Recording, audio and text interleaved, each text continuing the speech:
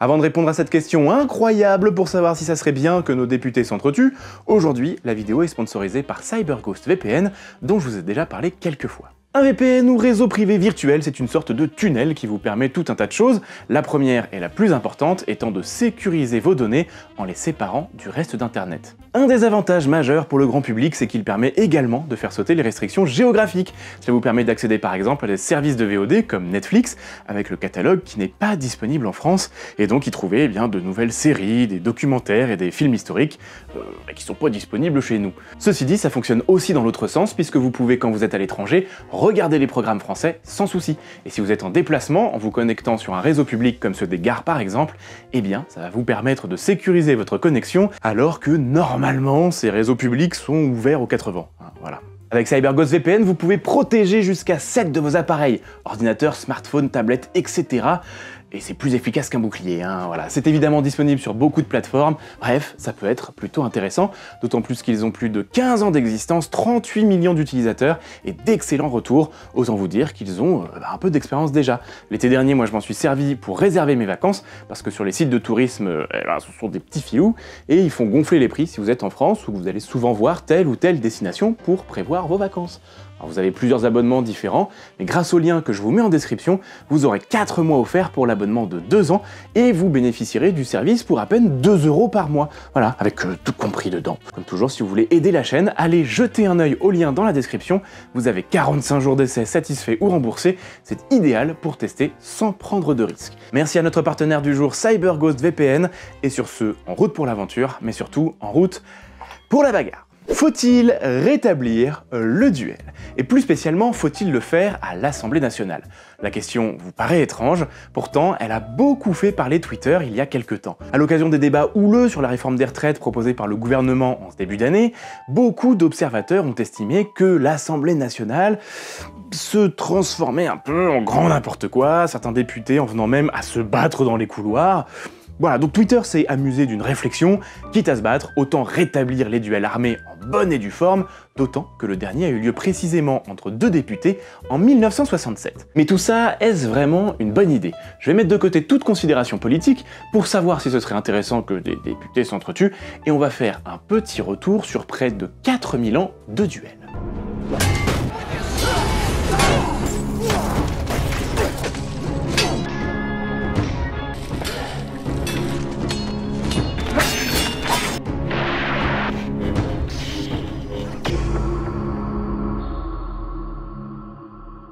En fait, notre vision du duel, elle vient surtout de la culture populaire.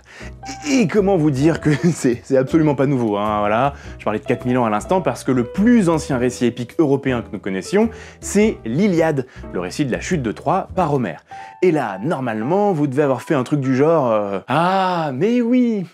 Et oui, parce qu'en fait, le duel entre Achille et Hector à la fin du récit de la guerre de Troie, c'est devenu un des duels les plus célèbres de tous les temps.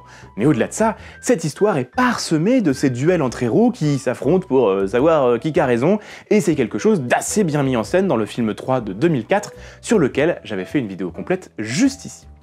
Reste qu'aucun de ces duels n'a rien réglé, puisque la guerre de Troie aurait duré 10 ans selon le récit. Bon, et même le grand duel final n'a rien résolu, puisqu'il a fallu attendre qu'un héros un peu plus malin, Ulysse, le roi d'Ithaque, fasse le fameux cheval de bois qui provoqua la chute de Troie.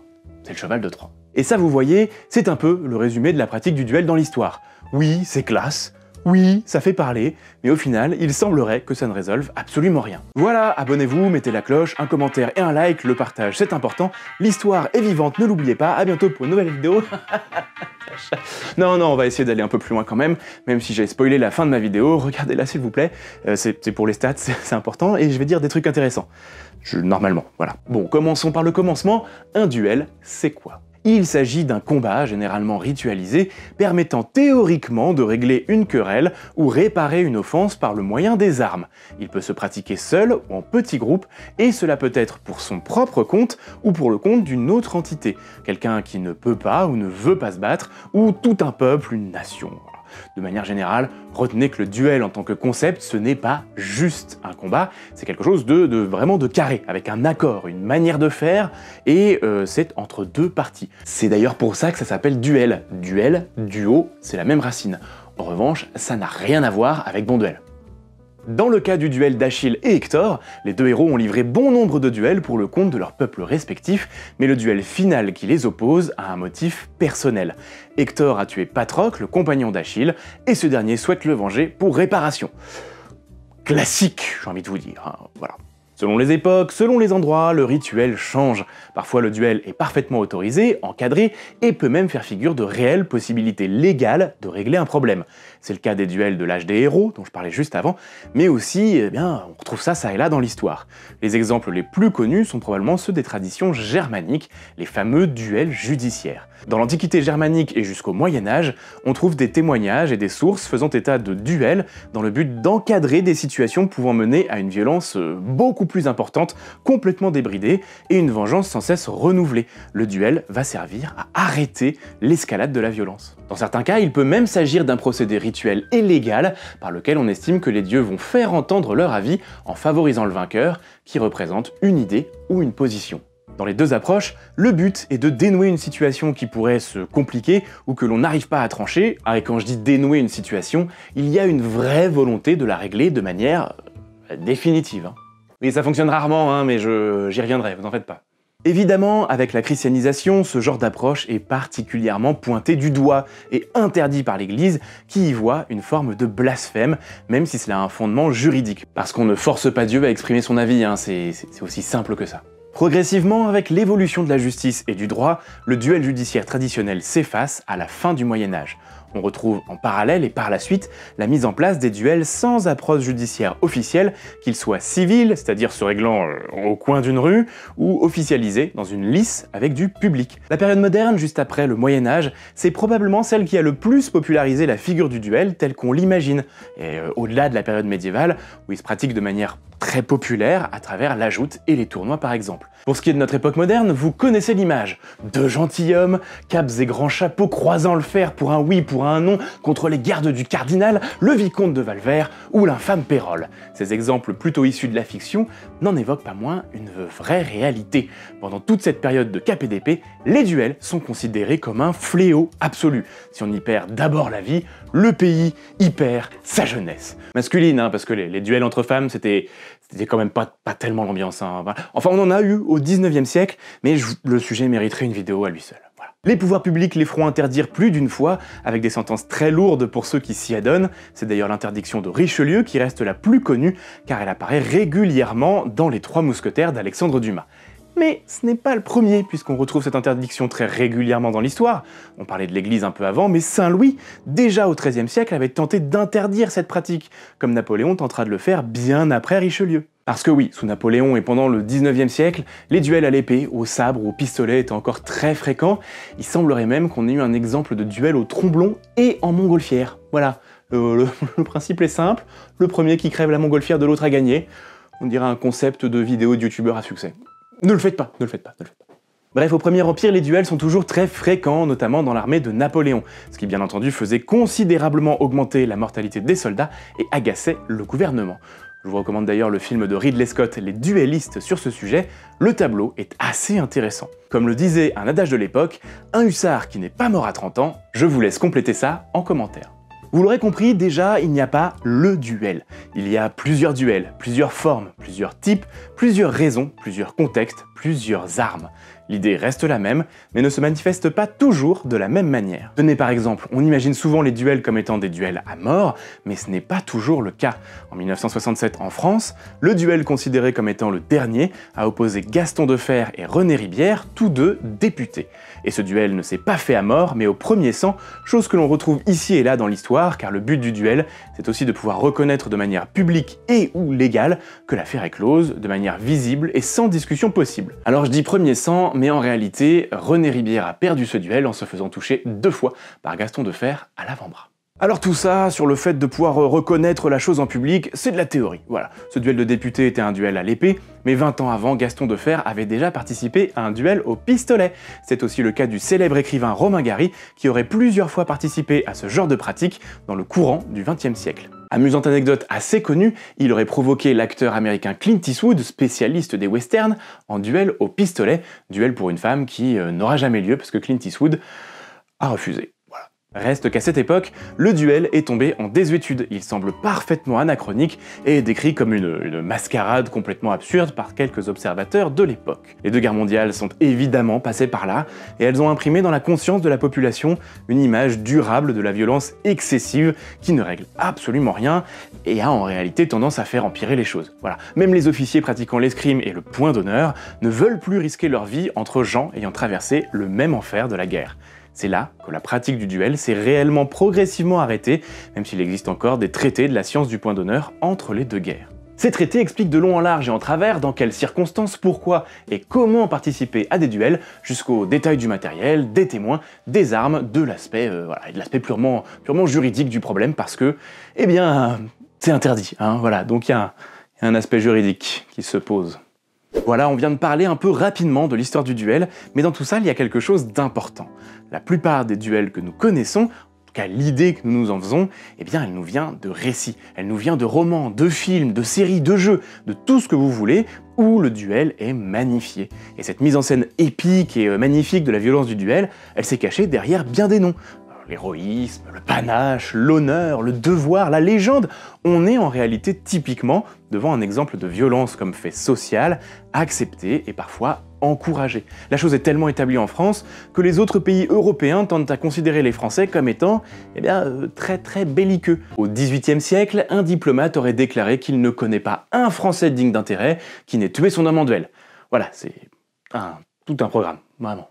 Mais finalement, que nous disent les témoignages moins enjolivés de ceux qui ont participé à des duels, ou des maîtres d'armes qui étaient rompus à ce genre d'enjeux et de pratiques? La peur, la mort, les blessures, l'idée d'éviter les duels chaque fois qu'on peut. Voilà, des maîtres d'armes qui regrettent que beaucoup de gens qui se retrouvent en duel n'ont en réalité aucune idée de comment s'en sortir et risquent beaucoup pour rien. Pourquoi ça?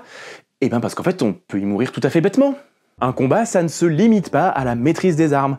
Un combat réel avec un risque de blessure ou de mort, ça n'a rien à voir avec la pratique régulière et intensive en salle de sport ou en salle d'armes. Et c'est quelque chose qui est très connu dans les textes des maîtres d'armes. Personne n'a rien inventé. Les enseignants d'arts martiaux de nos jours et de sports de combat, ils ont exactement le même discours. C'est pas pour rien que ces derniers, ils recommandent généralement de ne se battre qu'en dernier des derniers recours et surtout pas dans des situations armées. Dans une situation de stress intense comme celle-là, le corps et l'esprit changent, oublient, hésitent, et la moindre erreur est définitive.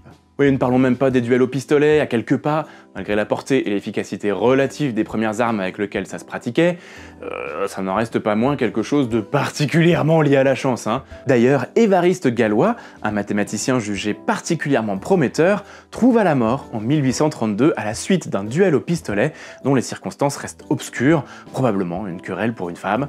Encore une fois, reste que la France perd là un de ses plus grands mathématiciens, un de ses plus prometteurs en tout cas, dont l'image alimente encore les fantasmes depuis 2 siècles, le pauvre étant mort à 20 ans seulement. Il faut bien se dire aussi que cette image du duel romanesque, elle s'est nourrie elle-même comme un monstre un peu étrange, jamais rassasié, voilà, les fantasmes de l'ère des héros, de David contre Goliath, les autres jugements de Dieu ayant porté le duel non... Tout ça, ça a fait en sorte que le duel ne soit pas une réalité dangereuse et violente, mais un mythe, une légende. Et se battre en duel, c'est en quelque sorte faire partie de cette légende. Mais la réalité, là encore, rattrape la fiction. Souvent, les duels, c'est sale. C'est risquer la mort, la blessure incapacitante, la mort de ses amis, laisser ses proches et ses responsabilités, risquer de provoquer des vendettas sans fin, tuer quelqu'un juste parce qu'il a été un peu idiot, c'est peut-être pas une bonne raison, hein, voilà, tuer des jeunes un peu impétueux ou colériques non plus, faire dépendre son honneur d'une balle ou de quelques centimètres d'acier, c'est peut-être n'y accorder pas tant d'importance que ça. Bref, dans tous les cas c'est moche, hein, on peut se mentir, les textes sont clairs, le duel, c'est moche. Ajoutons à cela que beaucoup de duels en fait, c'est pas juste Titi et Toto dans le pré à l'aube avec leurs témoins qui regardent, souvent les témoins se battent aussi, et ça devient de véritables combats clandestins, un peu sales, un peu moches je le disais, où on oublie très vite les règles même s'il y en avait à l'origine. À ce titre d'ailleurs, et si vous l'ignorez, sachez que ça se pratique encore dans certains cercles conservateurs ou traditionalistes, mais également dans les règlements de compte des organisations criminelles, dans les cités, certaines unités militaires, etc.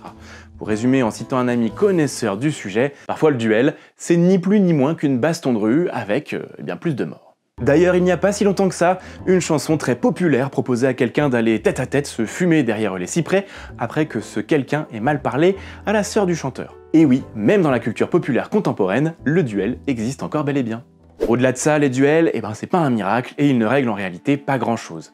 Certes, 2 personnes qui se battent valent mieux que 20 000, pour autant, la solution n'est pas très morale, car le duel peut être remporté par le plus rapide, le plus chanceux, et non le plus moral, ou le meilleur au sens large. Et ça, c'est pas moi qui le dis, parce que les juristes italiens déjà au XVe siècle parlaient de ce problème. Donc les duels ne règlent pas grand-chose. Ils ne font pas revenir l'être aimé, ne provoquent pas la chance ou ne rendent pas riche. Voilà, c'est pas des sorciers. Encore que l'on ait des exemples de quelques hommes de guerre sans le sou qui tâchaient de s'en faire en provoquant en duel des gens fortunés qui avaient peur et finissaient par payer pour éviter la mort. Voilà. Donc la limite de la pratique est déjà évoquée par les juristes médiévaux, et le duel de députés de 1967 a vu l'offenseur gagner alors qu'il avait insulté l'offensé. La guerre de Troie n'a pas été gagnée sur un duel, et rares sont les exemples de cette pratique permettant d'apaiser les choses et ayant réellement permis une issue favorable pour tout le monde. Sauf dans les romans, bien entendu. Et encore.